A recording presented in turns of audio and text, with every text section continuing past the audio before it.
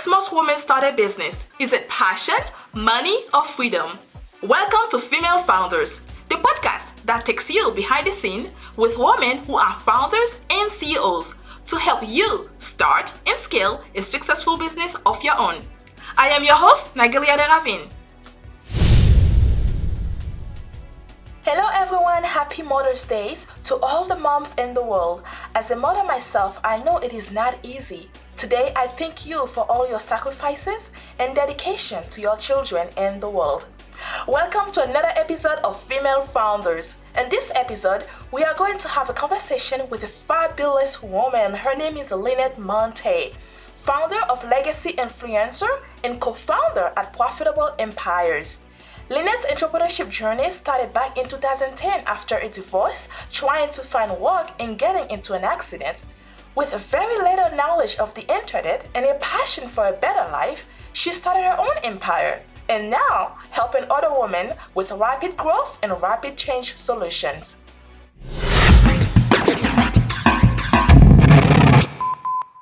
Hi Linette, thank you so much for being here with us today. I appreciate the time and the opportunity to get to know another great businesswoman that's actually doing great work out there to help other women that need the help. You help CEOs and COO during one of the most important times of any company, the time that we need to grow and we need everything to be in place. Can you tell us the backstory that led you to this career path? Wow. So that's a really long story because I've been doing this work for about 30 years.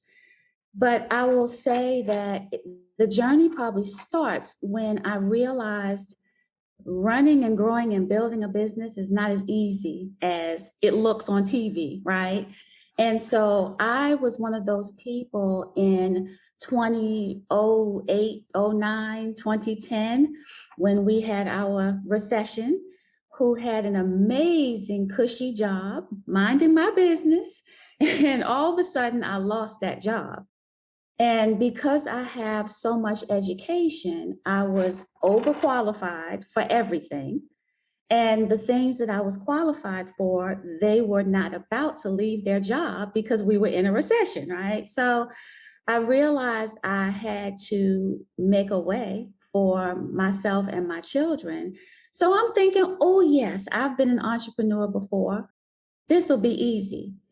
What I didn't realize is I was playing entrepreneur before, right? And when you really have to build this business and you really have to make it work, it's a little bit different than when you have a job and you have a side hustle, as they say, right? And so I had to get really serious.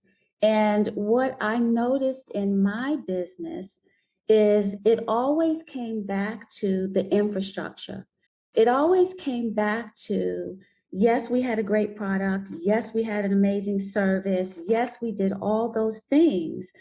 But if the inside of your business is crumbling, is hanging on by a thread, is overworked, is stressed out, then your business is not stable and it's not going to grow, right? So it's not just the growth part, but your foundation has to be really strong in order for the growth to be able to be held by that foundation. It's just like building a house, right? Right. And I don't know if you've ever heard this before. I didn't realize this until I became an adult, is that if you lay a foundation for a house intending it to be a one-story house, then years later, if you decide to build on the house to add a second story, every house can't do that.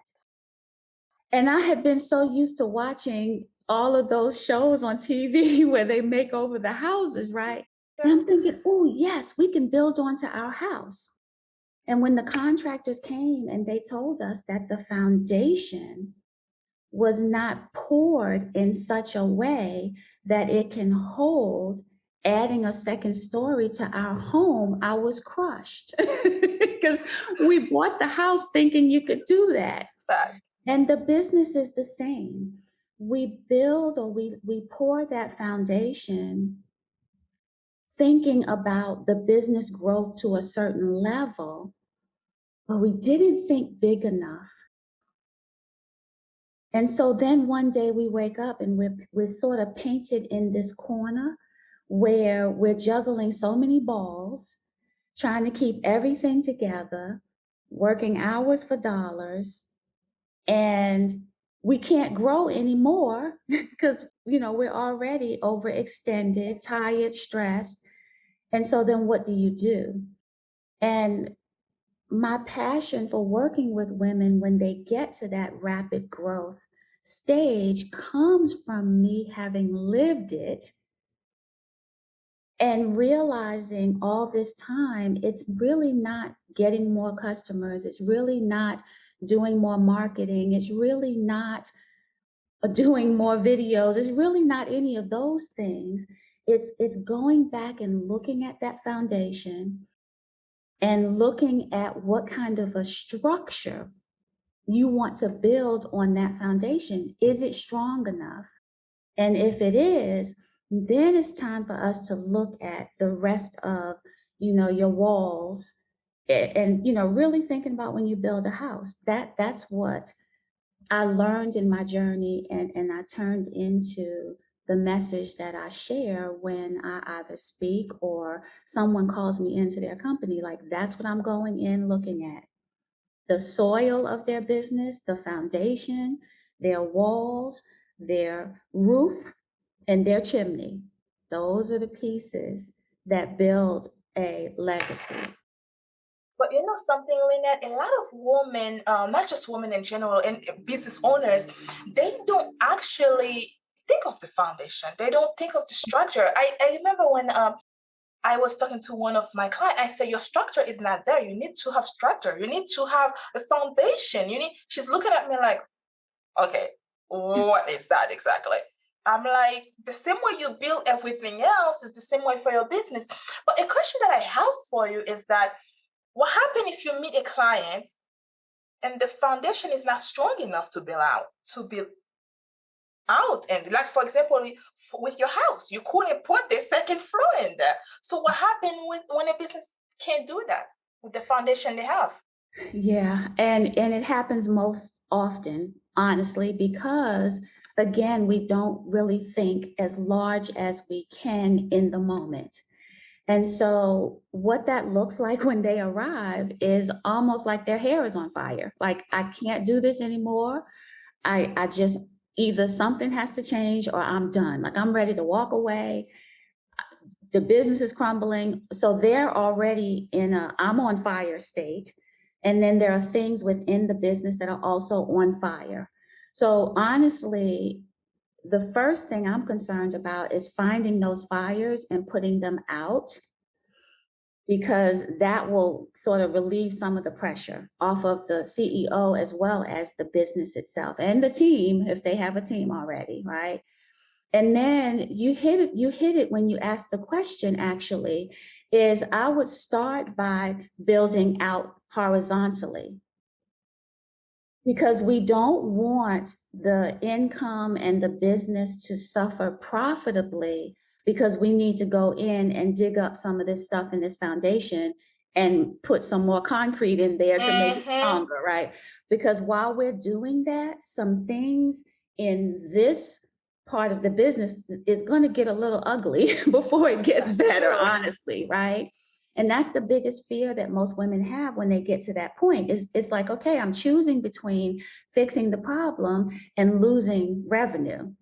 So I like to go in and put those stabilizers. Like, they do that sort of like when you're going to change a tire on the car, right? Yeah. You have to put the jacks there to stabilize the car before you take this tire out, right? So I like to build horizontally, so they have some revenue streams coming in that can support any small revenue that they may lose while they fix the foundation.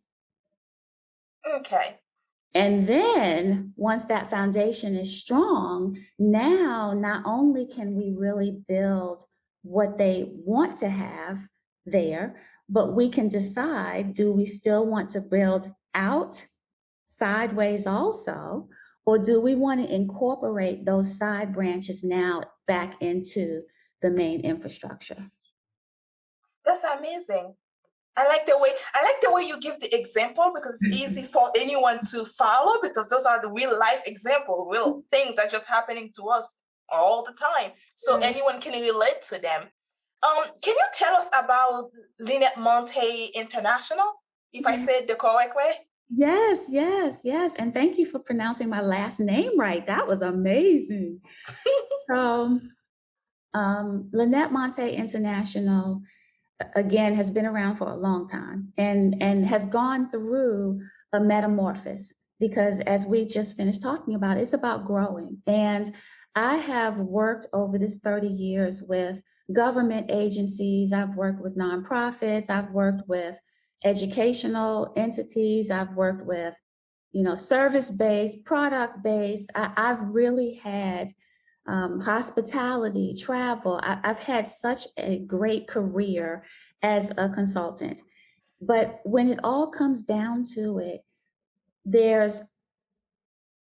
are two things that I am immensely passionate about, and it transcends every business that I've ever had, and that is customer experience.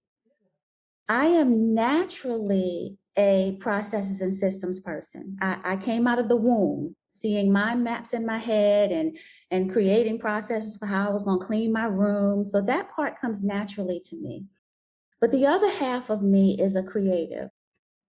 And so when I put those two things together, it gives me the opportunity of working with my clients on the experience side of their business, right? It is really loving on, if you will, their customer, their internal customer and their external customer.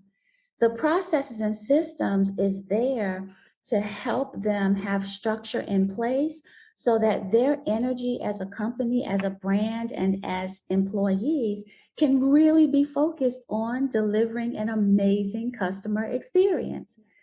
So whether we're working with small business owners, whether we're working with corporate, or my personal passion, which is legacy influencer, where I only work with women, it really all comes down to building the dream and taking care of the people that matter, whether that's in your family or in your business, and living the legacy you want to leave.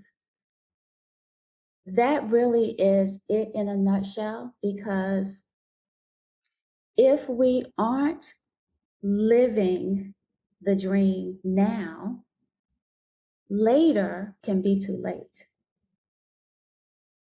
And when we talk about wanting to leave a legacy, we have to remember that the very people we want to leave a legacy for are watching us right now. Right? Everything that we do is planting the legacy now. It's what they see happening today. If we are so busy chasing the wealthy part of our dream, and we are failing to focus on the happy and the healthy, then what legacy are we really leaving? Our children remembering us working 20 hours a day, didn't come to the game because you had a client, whatever all that looks like that we go through to build this legacy.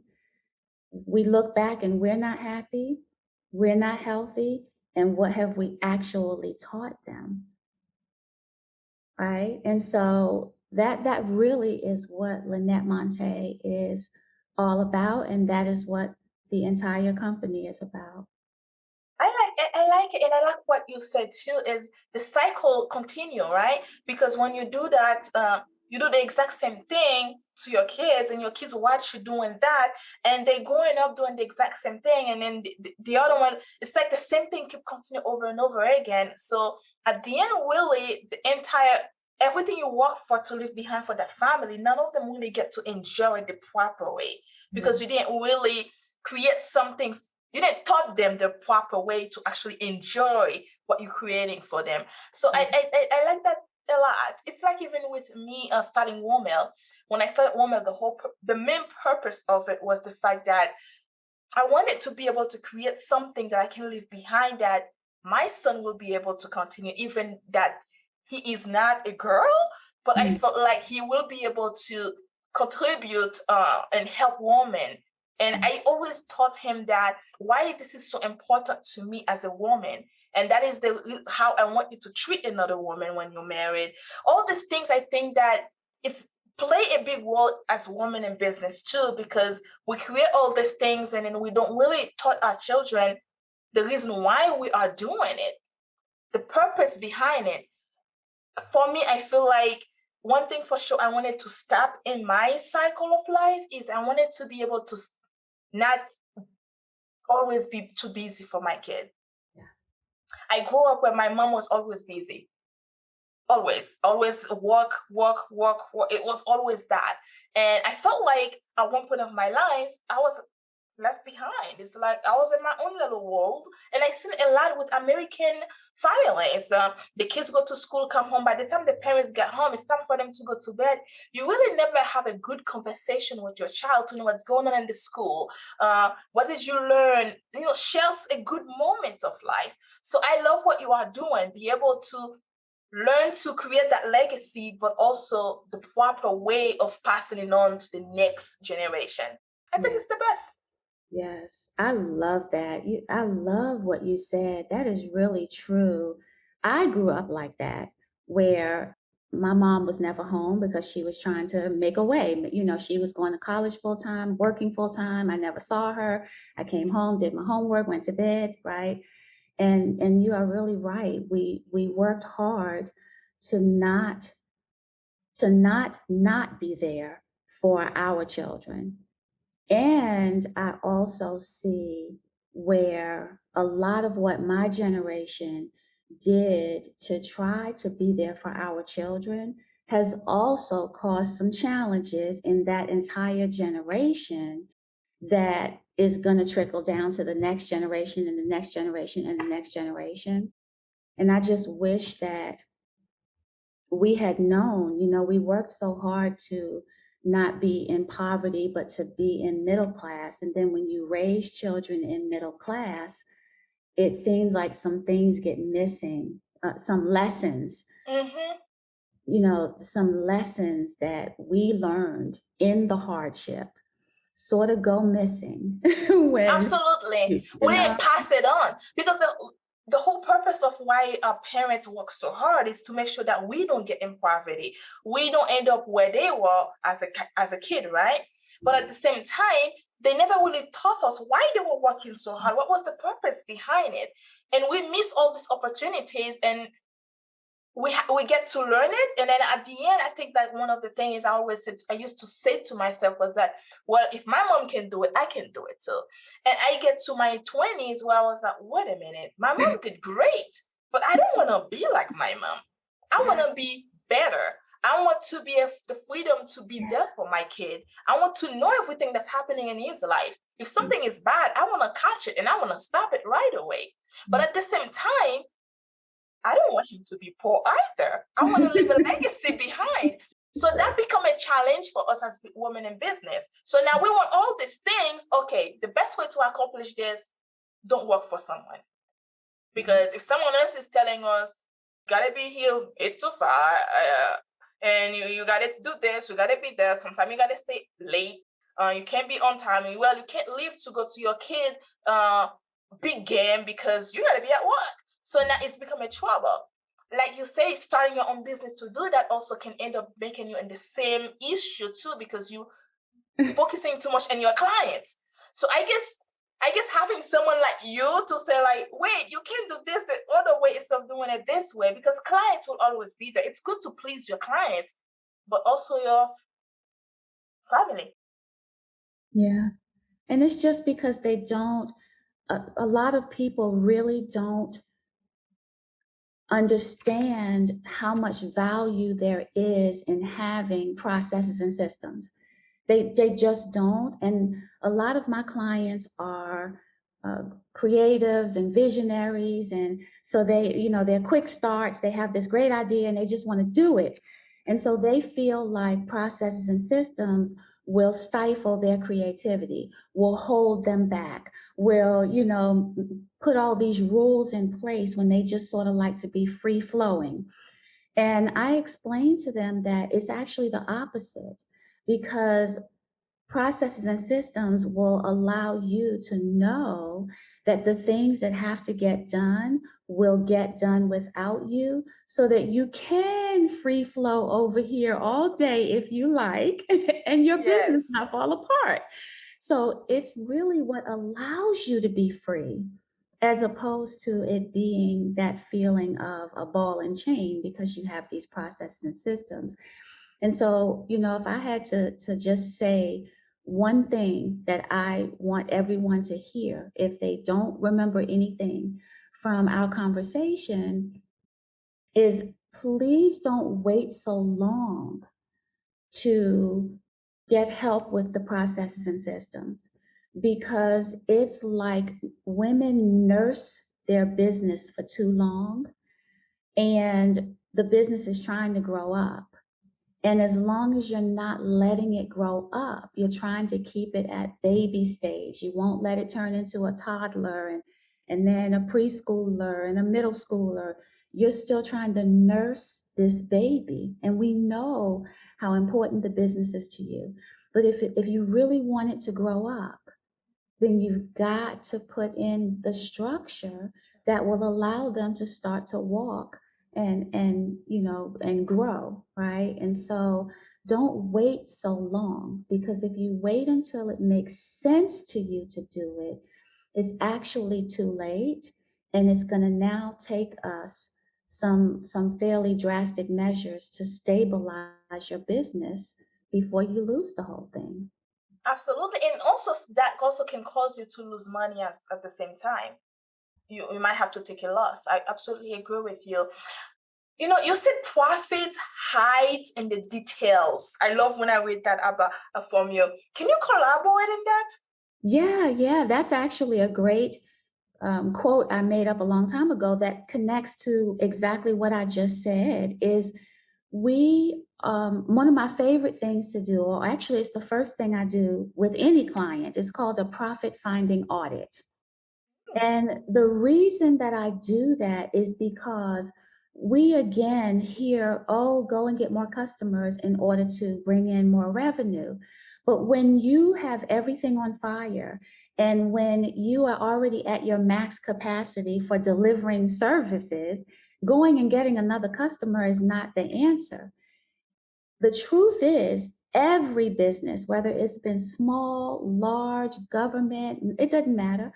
When we go in and we do this audit, I actually find profit that is trapped inside the business.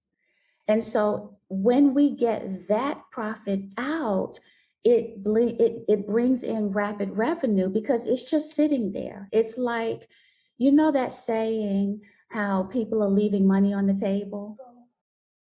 Well, that's absolutely the truth. What's also true is when you hear that phrase, you think about if you're in the middle of negotiating something and you don't ask for the extra thing, like you don't upsell and all that, right? Right. But the other side to that is what's happening in your business. You're leaving money on the table inside your business as well, not just outside. So when someone is at that kind of, capacity max, getting that money that's already sitting right inside of their business doesn't put more on their plate. It just means creating the process to get that money flowing. And that gives them some relief. That may bring in money that they can hire someone else to add to the team, without them having to go out trying to drum up more sales. Does that make sense? Yes, I see your point. You're right. One thing also I learned over the years is when it's come to employees, I was one of the people that's just super scared from it. And one of my partners said the only way to grow is to have more team members. So let's look at the places where your skills are not that great. So we bring people to take that away from you because you're not good at doing it. But you are right with that, is the fact I guess what I'm trying to say is that me doing that is that I wasn't leaving money with what I already have within the company itself.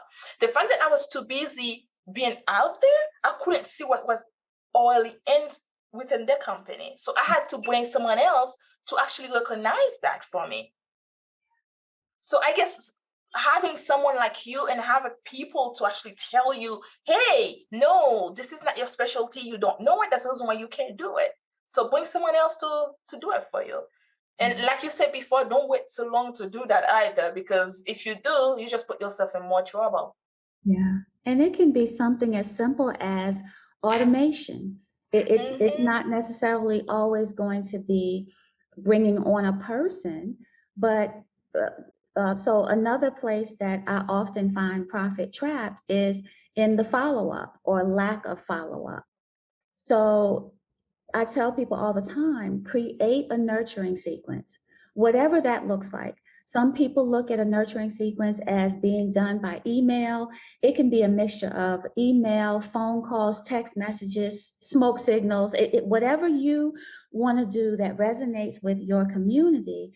If you create that nurturing sequence ahead of time, and it initially starts out as a 30-day nurturing sequence where you are continuing to stay in touch with, whether it's someone that you met at a networking event, whether it's someone who, is a prospective customer, or including clients and customers who are already paying you, they should all have that nurturing sequence.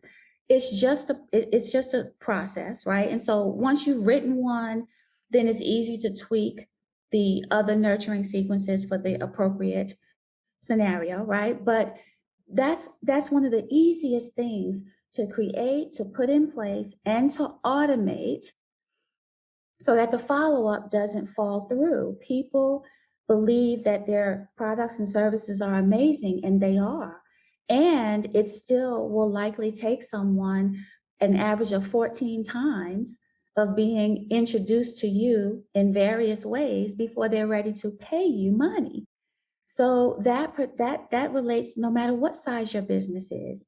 And so having those touches as automated as possible means they don't fall between the cracks, and you're not leaving money on the table inside your business because you didn't have some things in place that are easy to do.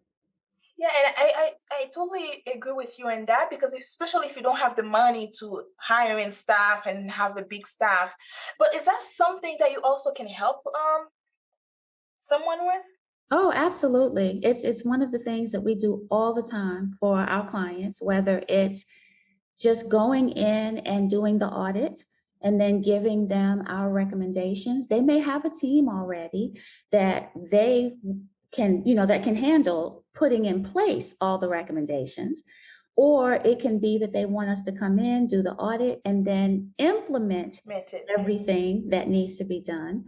And then the third part of that is actually implementing and then having our team stay involved, as opposed to it being a team of their own.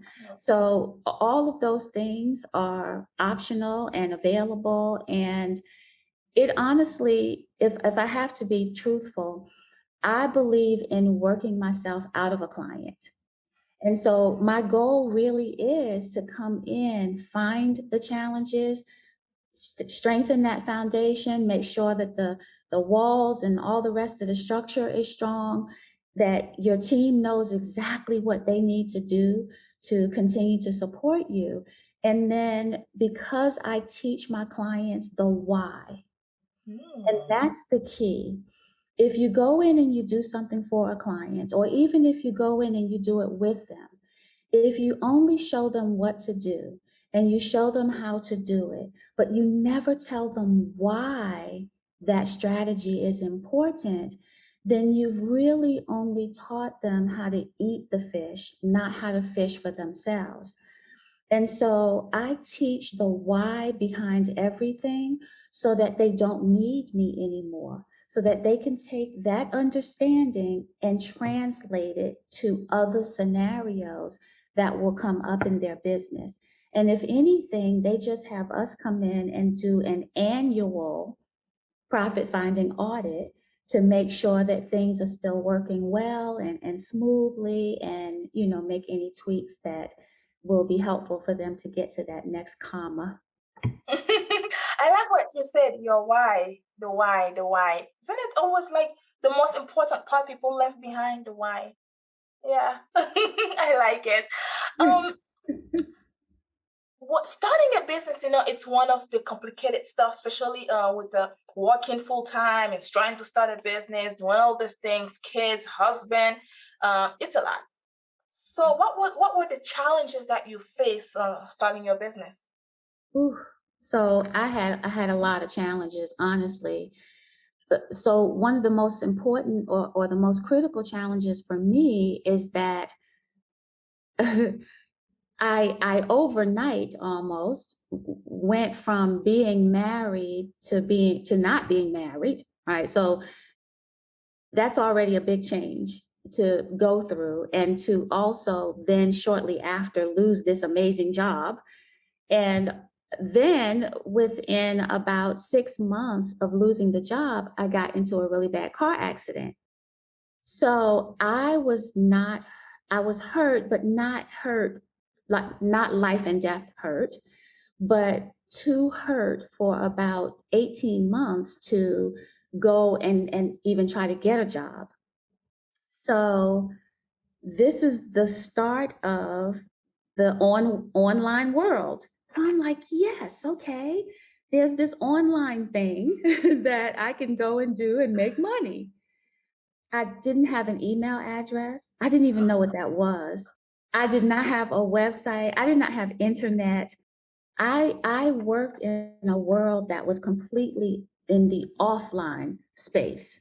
And so other than our email addresses, which was intranet, like in our mind, we just thought that's what big businesses had, like this inner office mail, right? We didn't Right. know that there was this thing you could go and get and have your own email address. So that is how green I was in 2010 when I came online. So I had a lot of challenges trying to raise children as a single parent, physically hurt, and now entering this whole world that I didn't know anything about.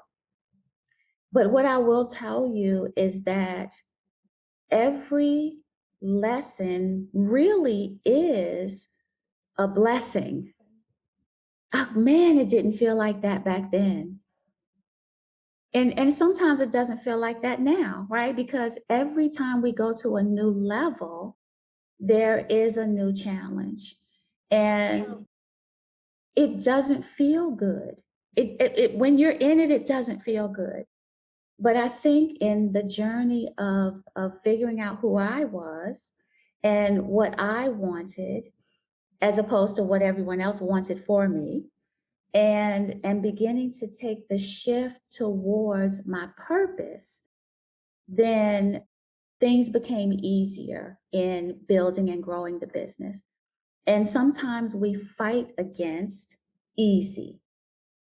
Somewhere along the way, we thought or was taught that things had to be hard, and they don't have to be hard. It is a choice, and I made that choice for so long. I was stuck in the hard loop, and so watching it grow is one of the things that I love about social media, is when they show you your memories. Yes. Because sometimes you forget, especially if you are a high achiever like I am and like most of my clients, you really forget all that you have accomplished. You forget some of the really amazing moments that you've shared and experienced in your business. And so when those memories pop up, it's a good feeling. And so I've had ups, I've had downs, I've lost everything in my business and had to start all over again. But we figure it out. We're good at that, aren't we? Yes, I think we're just good at figuring it out. I don't think people realize it that as women, we just naturally good at doing these things, naturally good at multitasking, naturally just good at leading because we lead the household. We just naturally just that. Exactly.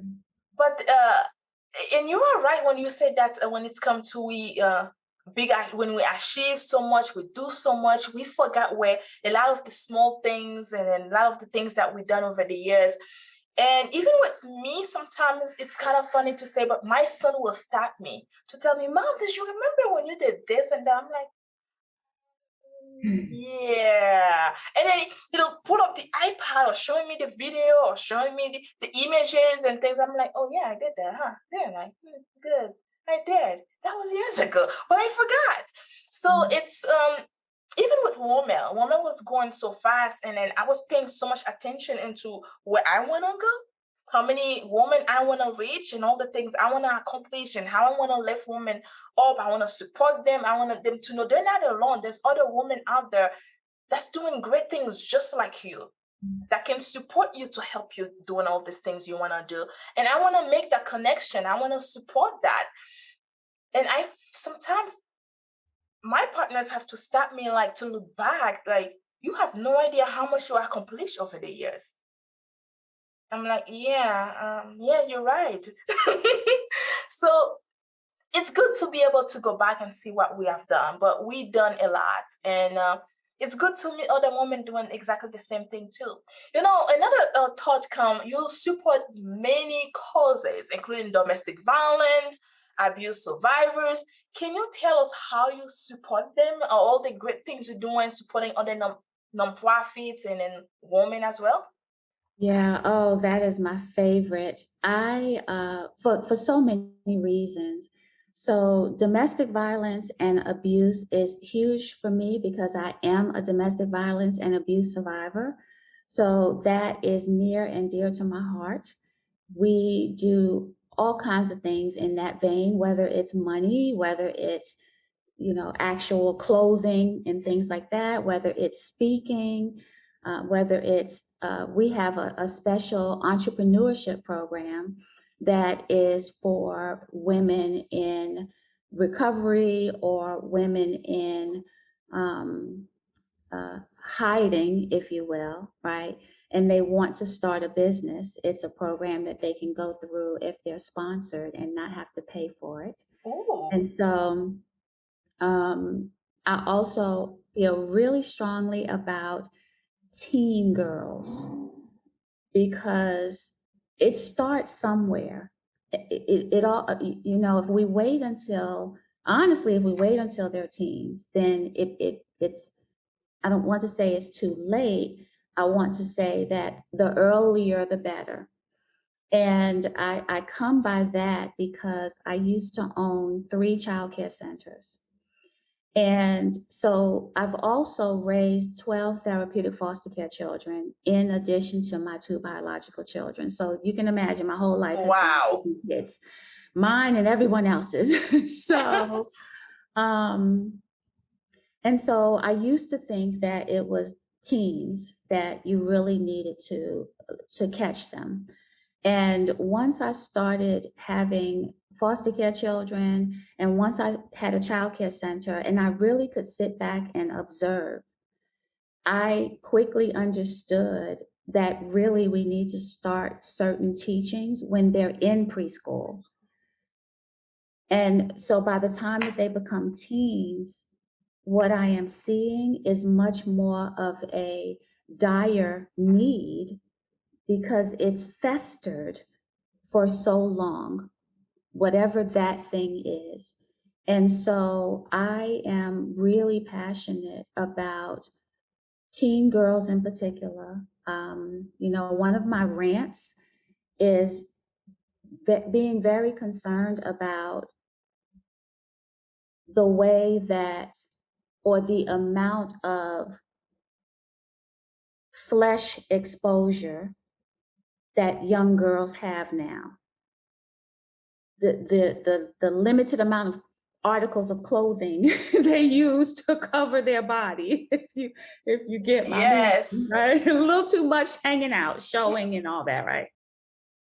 And the reason it concerns me so much is because they are not, they are calling that being free and being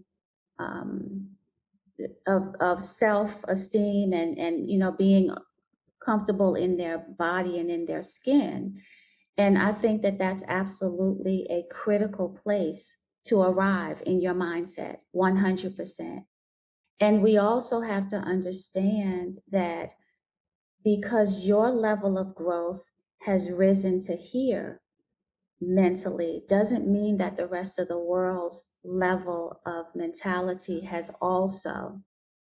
So I'm old enough to say, we fought as women for us to not be seen as bodily parts and as sex objects and as other things, because we already know that we're sexy. We don't need somebody else's permission to be that, right? But how do we also change the rest of the world's perception of that freedom without mistaking it for an open invitation to things that it's not? Yeah.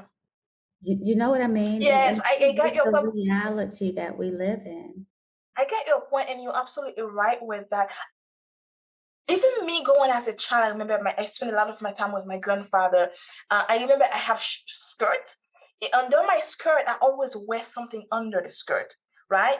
And even as an adult, I remember my husband asked me, Dad, why do you always wear something under your skirt? I'm like, I don't know, just a habit. I always have some, even if the skirt is long, you're still gonna find me have something under it.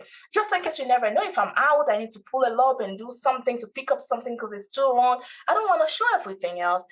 But what I like the most when you say what you need to look for is not just the teen, but also from the preschool, start teaching them.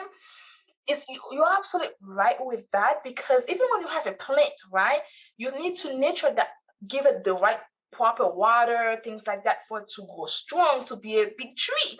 It's the same thing as when you have a little girls growing up. I remember I was at the park a few weeks ago. There's a little girl's playing wearing an underwear with a short skirt, and she was doing some kind of gymnastic thing, and where everything just vroom, good morning America. And I'm like, anyone realize that she should be wearing something under that skirt? And I'm looking at other parents. You don't know who's around. You don't know, because people just get addicted to different things in this world. Since we don't know who and who is not, it's better to prepare your kids to go out there. It's good to be on your own skin. It's good to be seen, but at the same time, the body is not showing up. The body is not what makes you who you are. For me, it's what's inside it. It's what I look at when I see women. I don't look at how you dress. I look when you talk, what you are, what do you have to offer, what do you have to give, because it's so much more important what's inside the brain. I remember being in school, the owner of the school wife was the most, oh my goodness, as soon as she came out, I was like, oh my God, she is so not beautiful. But when that lady start talking, Linette, it's like, wow. She was just so intelligent, so smart. Her beauty didn't matter anymore. When she started talking, you just fall in love with just her, just the way she is. And I think that's the way that we need to take our next generation. It's not our body. It's way more than that. And I love the fact that you are supporting that cause, because God knows our young girls gonna need help. Yeah, it's not a popular position, and I understand that. It's just there has to be balance. There has to be balance. It doesn't mean, someone said to me once, a young person said, well, that's just because you're old. And, that happens for every generation, right? Our parents didn't want us to do certain things, and we just thought, oh, you guys are old. Like, so the reality is we are. And we're just telling you from the wisdom of what we've experienced, right? But there just has to be balance. And so at the end of the day, I'm all for, the whole point is self-love and self-esteem and inspiring girls to be in love with themselves. That's all of that is part of the whole entire reason. It's a passion for me. And understanding that everyone does not share that perception. And so how do you keep yourself safe in, within you being comfortable in your skin, right? And so it's I think the other part is really about the worth. It's here we go back to the why, right? It's funny. I used to be known as the why lady because that's always my question. So when we talk about young girls, the question really is, why are you dressing that way? That's really my biggest concern. Are you dressing that way because that's what they do on the music videos and so you're being influenced? Are you dressing that way because you desire attention and love? And from your viewpoint, that's the way to get it. Like, why? And it's fairly rare that a young adult girl or a young adult male, for that matter, has had enough life experience to be yet doing it because they are that comfortable in their skin, right? I mean, that's a huge journey unless your parents really did start when you were in preschool, So, right? yeah.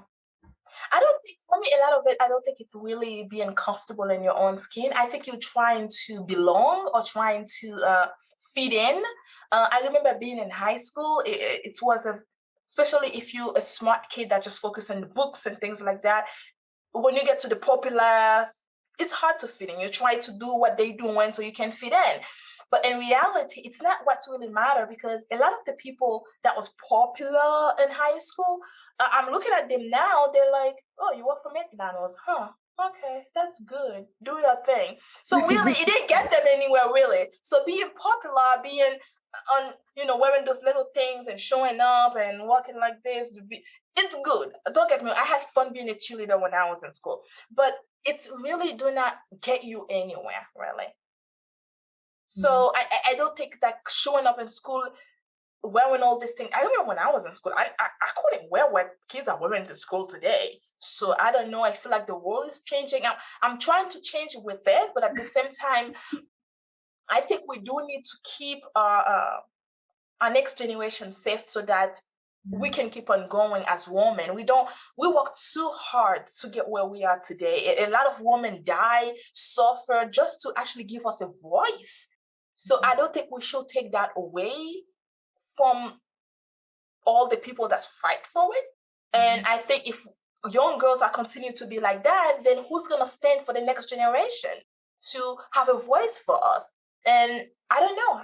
I don't know, but someone needs to do something about it, and I'll be right behind them. It's like, I know we realize that it's a challenge, and it's what can we do that will actually make an impact? Because lots of people, I think, are doing different things, but we have to figure out what will they hear, right? We're trying to give it to them from our voice and our language, but they're not really resonating with that. It's how can they receive what it is that we're trying to share without being defensive. So it's going to be interesting. That they're so quick now. All the people are so quick to go cancel her, right?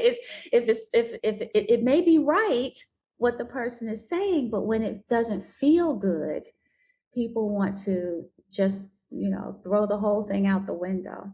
Exactly, because they don't, like you say, if they don't feel like it's, they have to like it, I guess, and they have to feel like you are trying to protect them, you're trying to usually it's not the right thing for you. When, for example, when someone come out with, if something come out, it's like, get this and you get this super fast, you should stop and think about it.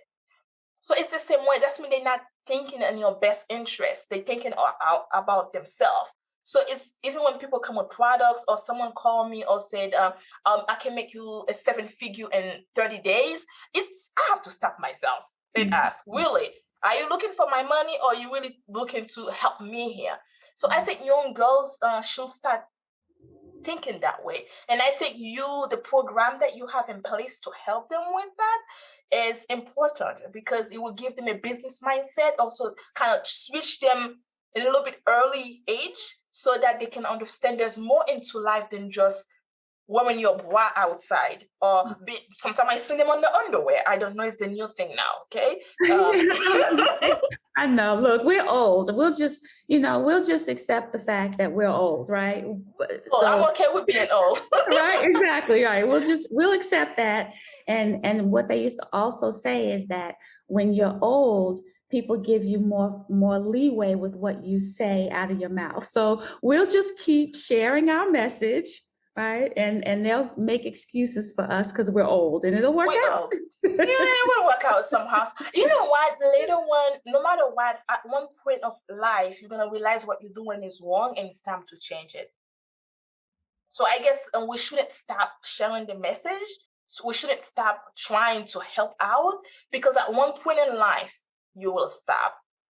Because I see it happen. It's when it's the time for you to stop and understand that what you're doing is wrong, you will stop. And sometimes they stop at the wrong time, because that's when it's happened.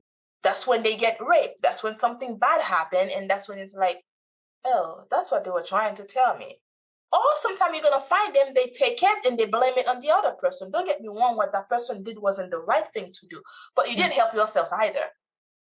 Yeah. It's So that's how, yeah, great. That's how I pretty much see it. So do you think that luck play a role in the success of your business? Did you say luck? Yes. Oh, absolutely not. No way. I have gone through too much in the process of these 30 years to put it up to luck. So I definitely believe in a higher power. And so, for me, that's God. For anyone else, whatever you call your higher power, there is always something that is bigger than you, that is there to guide your path if you're paying attention, and sometimes to sort of nudge you over to the correct path when you aren't paying attention. And in that, you also have to do the work. You have to do the work. It's not gonna, customers won't come falling out of the sky, and your products and services are not going to get made if you're tired and don't want to do it. It's work. All stages of business is work. It just depends on how much of the work are you doing, and how much do you have automated, and how much do you have delegated, right? But it's all work. So this reminds me of, my very first book is called Passion Won't Pay the Bills. Passion pay the bills. Yes. Called Passion Won't Pay the Bills, because I used to think that if you just do what you love, the money will come, because that's what they said. And I do think it's important to do what you love, but you have to also have the processes and the structure and the foundation and a plan and all that stuff in place, right? So I absolutely don't think that anyone's success is luck, of any kind of success, business or otherwise. And lastly, I want to say this though, and this goes back to why I'm so passionate now about working with women, because in connection to everything we've talked about, like this is the great sort of culmination, is that as women, we've spent all these years trying to be successful in quote unquote a man's world. And in particular, because my area of expertise is operations, I was always stuck right into a man's world. And definitely being a woman of color and a female did not work out well in that type of a field. And so then we sort of get caught up in, acting like a man or talking like a man or dressing like a man or thinking like a man or leading like a man, because we're trying to survive in the space that we find ourselves, when the reality is that it's the female flow that is needed within the home, within businesses. It is our energy in the feminine that is often missing. It's often what is causing successful businesses to hit a ceiling, because they're fighting against what is natural, right? And trying to simulate something else. And so along my journey of still thinking that I had to compete, I just kept going back to school, right? I'm thinking, okay, the bachelor's degree wasn't enough. Let me go and I'll get a master's, and then they'll listen, right? Then I'll have respect. Well, then I'll have a seat at the table, right? So I went, I got the master's degree, and that wasn't enough. And I'm like, what? Okay, well, okay, you know what? I'm going to get another master's degree. So I go and I get another master's degree, and I'm like, you're thinking to yourself, that'll show them, they'll listen to me now. Like, I'll get respect when I walk into a room now. It didn't matter. And I was like, what? Like, I have 2 master's degrees and I'm still, just in the piddlies section of the theater, right? And so then I was like, okay, I know. I'm going to get a PhD. So I get the PhD and I'm like, yes.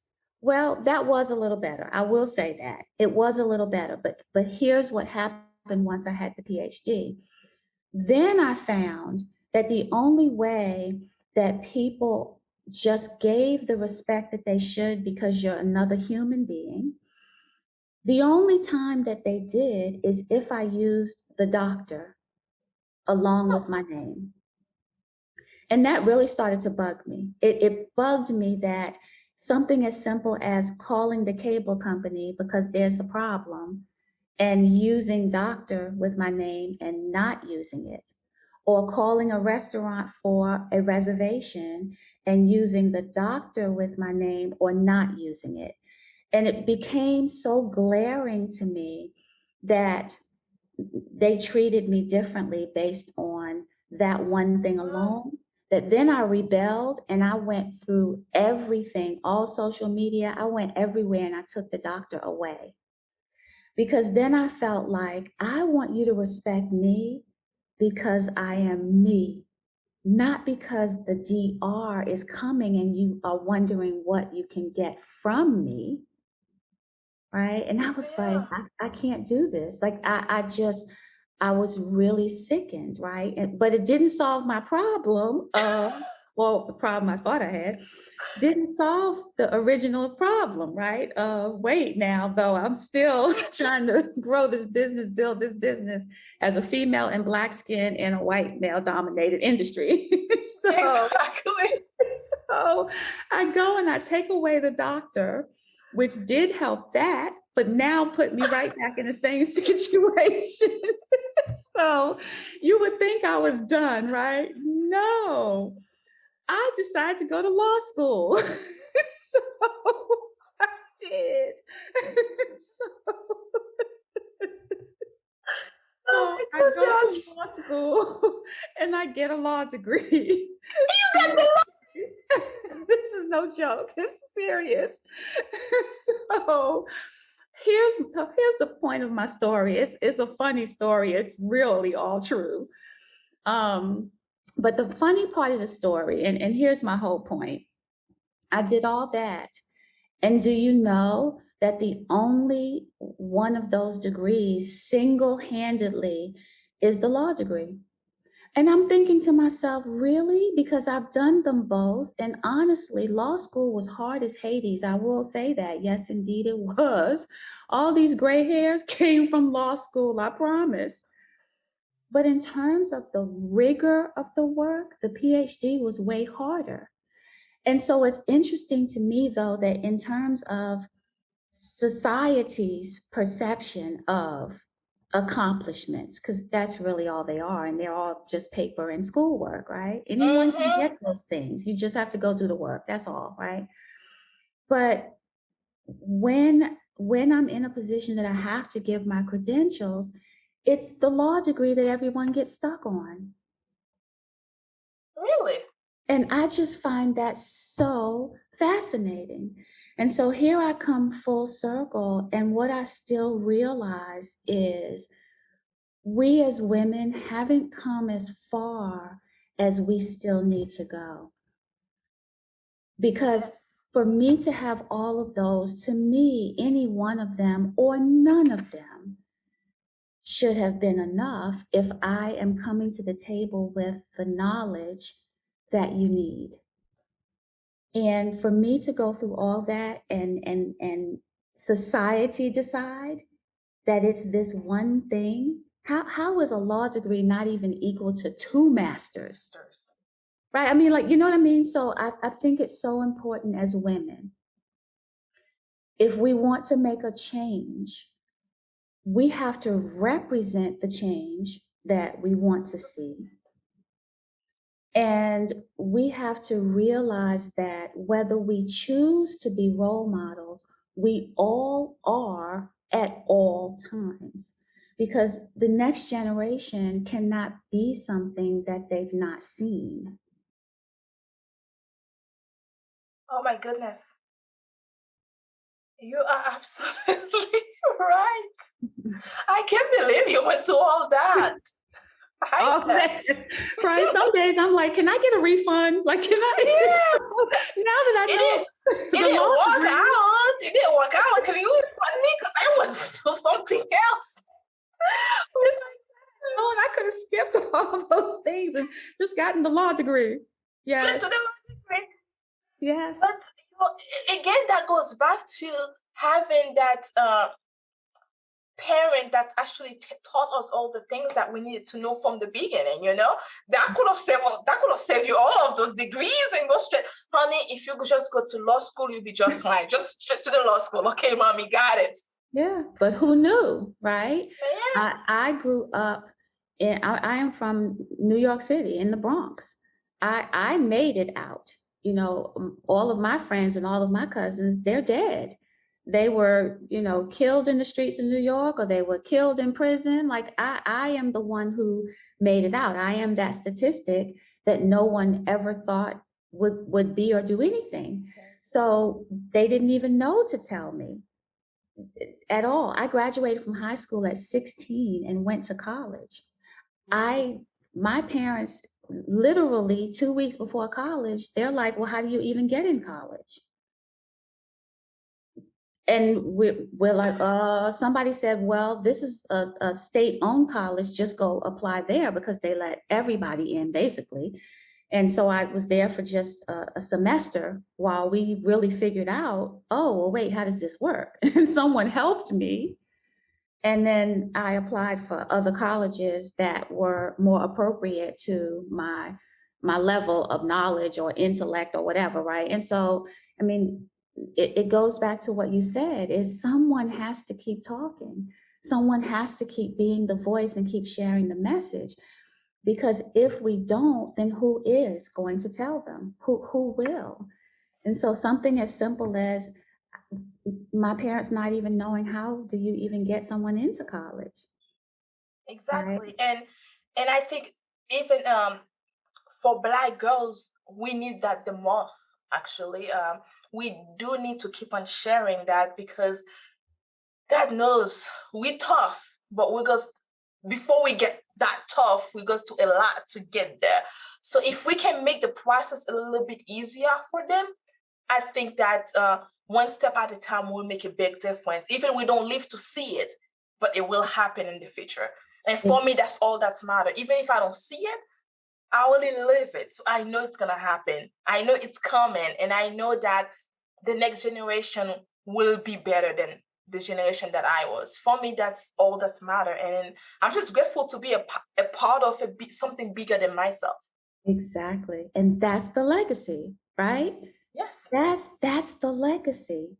Everyone is watching. Everyone is always watching. And the thing is, what do you want? I love that saying that's sort of going around now about what do you want people to say when you're not in the room? Mm. And that's what I think about all the time. I think about not what would I want people to say if I'm not in the room. I grew up thinking about what would I want people to say about me after I'm gone. Because, when I grew up, there was no such thing as women being in the room unless it was a bedroom. So exactly.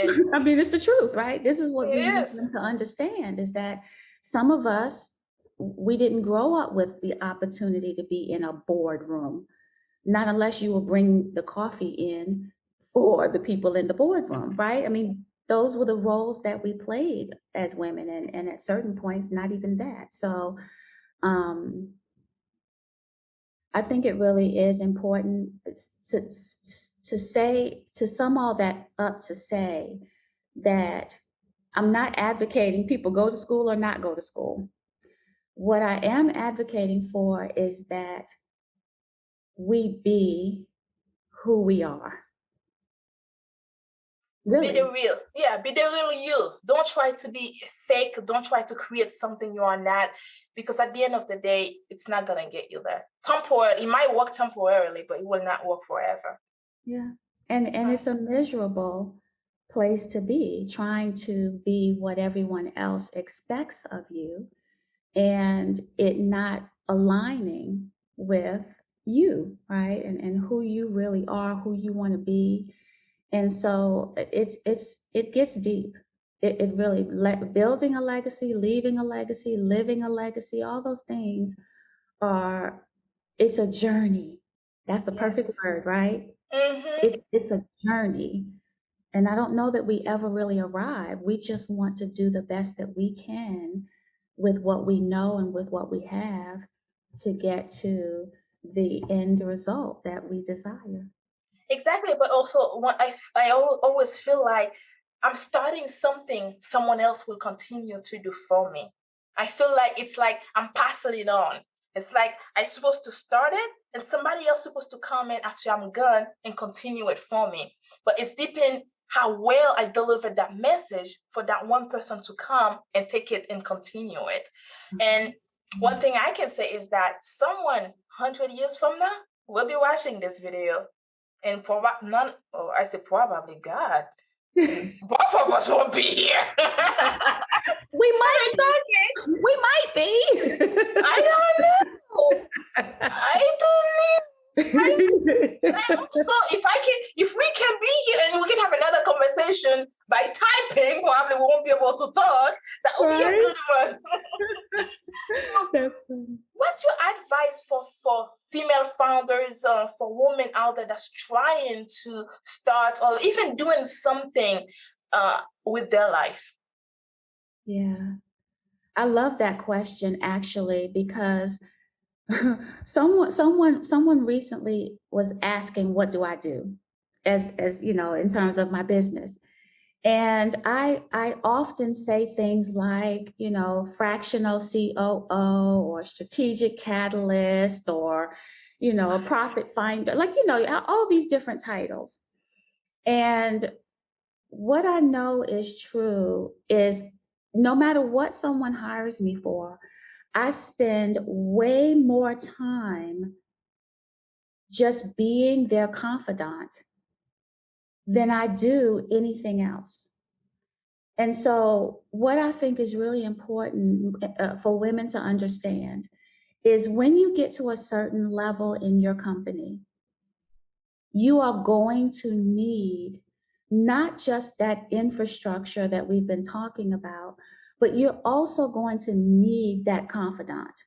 because you can't share the challenges and the experiences and the worries and the fears and the obstacles that may be going on for you in your business or in your health or in your relationships. You can't share those with the employees because you have to stay strong in front of them, or they'll be worrying about losing their job because the business is folding. Yes. You don't want to share that constantly with your significant other and your family, because one, they'll start worrying, and two, because it will start to wear on the relationship. If every conversation that you have with your significant other is about all of the problems in the business, it can turn into a relationship problem. Yes. You don't always want to go to your girls to whine about your business, because quite often our friends are not entrepreneurs and they don't really understand what we're experiencing, and they're tired of hearing us whine about it. So you really do need to have someone that is that trusted confidant that you can talk to about what's going on all the way around in your life. That's not a therapist. You know, some people need to go to therapy, and some people just need to be able to talk. They need to vent. They need to process out loud. So I want to really encourage high achieving women, especially because we get in that perfectionist mode and it's like, I can do it. I can do it. I don't need help. We all need help. We all need it. Identify what that looks like for you. What does help look like for you? And then find someone that you trust like that. Now, I, of course, come with the added bonus that I'm also a business strategist and a COO and the confidant part. But there are plenty of people that you can look for that can fill any of those roles. It doesn't have to be me. I just want it to be someone so that you can keep your sanity while you're taking this journey and not feel like you're alone and, you know, sort of letting things brew inside until they just blow the lid. Okay. So it's all about live the legacy you want to leave. And if you're not doing that, then something in your business or in your life needs to be adjusted. Wow. Perfectly said. And I will not add anything to that at all. Thank you so much, Linette, for being with us today. I appreciate you taking the time. And I love your confidence, it's like being in a room where you feel welcome, and you also feel like you are being taught the proper way of the things that you need to know in this world. It's like having a little kid and you're getting the kid ready to go out. So like getting ready to first day in school, and then you're getting ready. That's how I feel being around you, because it's so much to learn from you. You have so much to give. And I guess I have so little time to learn it in 30 minutes. Oh my goodness. We've been talking for over 30 minutes, that's for sure. But I want to say thank you for sharing all of the knowledge, all of the experience all of the things you went through in life, because hearing it from someone else give us hope in life. And as women, we need to hear it that we are not alone. This is not only happening to me or to whoever else is listening. It's just not just happening to you. It's happening to her. Our experience might be different. Mine and Linette might be different, but we all went through something. And it's just feel right to hear it from someone else. And I appreciate that you took the time to do that. Thank you so much for having me. I have enjoyed myself, and I cannot wait for us to have that conversation in 100 years where we recap this. I'm ready for it. And I'll be sitting right here. The best part of my day is having conversation with amazing women like Linette. A woman that look for the future to make a better world for our next generation, that want to see other women succeed in life. I just enjoy every single part of this conversation, and any other woman that I have that type of conversation with. It's fascinating. It's great to see female starting their own companies. I'm just amazed by meeting other female founders. Life can be hard sometimes, and when things get a bit tough, we need to take some time out, reflect, and maybe, just maybe, try a little harder. Get out of your comfort zone, use what you have, and be ready to learn and improve. It works for me, it works for Linette, and many other women in this world. If your business is in rapid growth and you need help, remember to reach out to someone like Linette. Don't try to do it all alone. Get help and stay on the right track. Thank you, Linette, for sharing your journey with us. And thank you for listening to this week's episode. Let me know your thoughts about this episode and how your business is making a difference in this world. To learn more about Linette and her companies, please visit www.linettemontae.com. Thank you for listening to Female Founders Podcast. That's it for this week's episode. Be sure to follow us on your favorite podcast app or connect with us on womel.com so that you don't miss our next episode. See you next time. Bye for now.